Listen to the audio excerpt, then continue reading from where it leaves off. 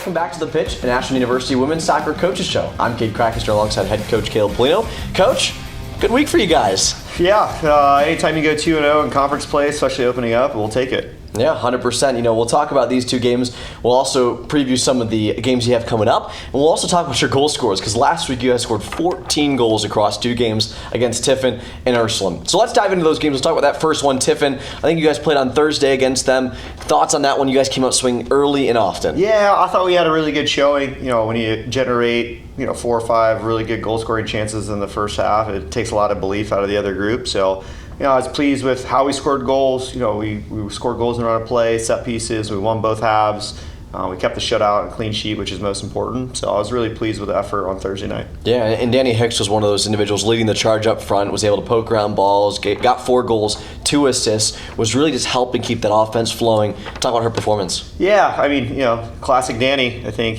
she's starting to figure out how to put it in the back of the net and just putting people under pressure constantly. And I think, as we get deeper into the conference play, she's not going to be a secret. She hasn't been for 4 years. And I think like that will be a true test for the group, is how do you manage it when she draws a lot of attention. I thought you got to see some of that on Saturday as well. Yeah, and you talk about that game on Saturday against Ashland, a lot of young players getting involved, finding the back of the net, able to get some offense generated there. Tessa Blaine, CC Craig, Emily Mendrick.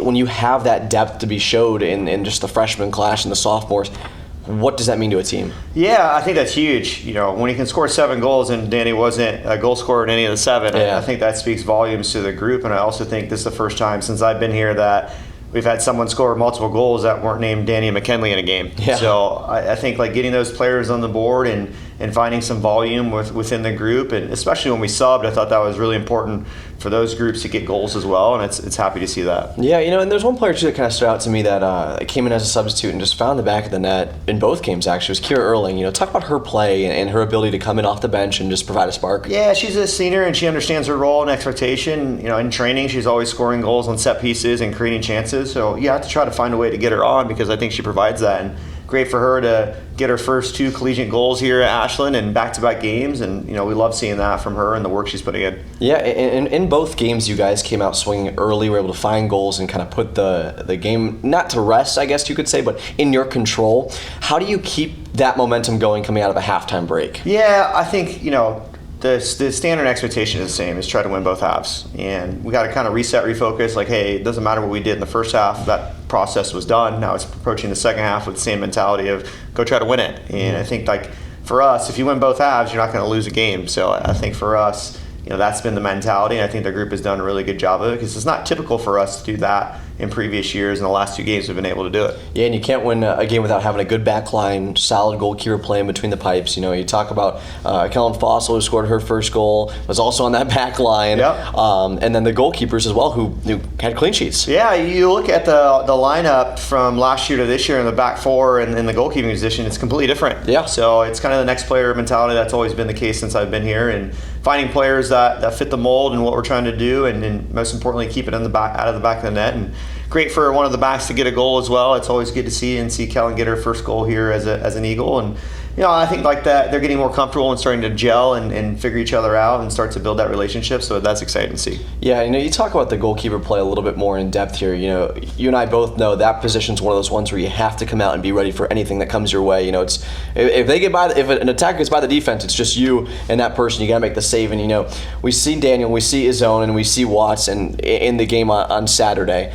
How nice is it to be able to say, hey, we got all of our keepers in the match? Yeah, that's not as typical for us. No. And, I think we're trying to reward them for the work that they're putting in consistently in training. And it creates competition as well. It's some kind of an identity that we've kind of developed over the last couple of years, is playing multiple keepers, giving a chance. And I think that relationship amongst the 3 is starting to really gel and be excited for each other. So, just like the field players, you want to try to get everybody on, and the fact that we got all 3 keepers on was really fun to see as well. And I think the girls are really excited to see Sarah get on the pitch as well. Of course, you could see that when she came on the pitch, everyone got real excited on that far sideline. So, that's something else I want to talk about here before we dive into the upcoming games is that bench mentality. You guys are a very loud team. When girls are scoring and when things are going right, they are so loud next to you. Yeah, I think energy is contagious, and I think that helps propel the group and resetting, refocusing in certain moments, especially defensively if we're defending a set piece and the group getting on them and kind of hyping them up. But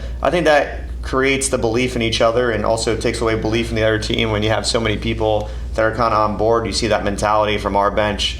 It's just contagious, and we love seeing that energy from the group. Yeah, and you guys have been very blessed to play at home a lot through these first couple games. Lots of people coming out to support you guys, but now you got some road games. Yeah, mentality there. What do you do? It's a lot different. You know, we've obviously experienced the road, but we haven't really experienced a conference road opponent yet, and I think that's always a difficult one. Like the toughest game, I think sometimes is the midweek game when you have school and you have to worry about balancing academics and getting to the game and making sure all the priorities are organized. So we'll see how we handle it. I think we're excited. It's late enough in the evening where a lot of the girls can keep the routine and not have to change it. But yeah, it's going to be a different type of opponent. You know, what we've been doing the first 2 games, I'm sure Ohio Dominican and Kentucky Wesleyan will be prepared for us. So that'll be interesting to see how we manage that expectation. Yeah, and when you talk about Ohio Dominican and Kentucky Wesleyan, you know, looking at those 2 teams, what should Eagle Nation expect to see from them? Yeah, I think they're going to be prepared. I think they're going to figure out a way to make things difficult for us. And they're also playing at home, so that's a different environment. They have their own routine. They're not pulled away from class. They know what to kind of expect. So,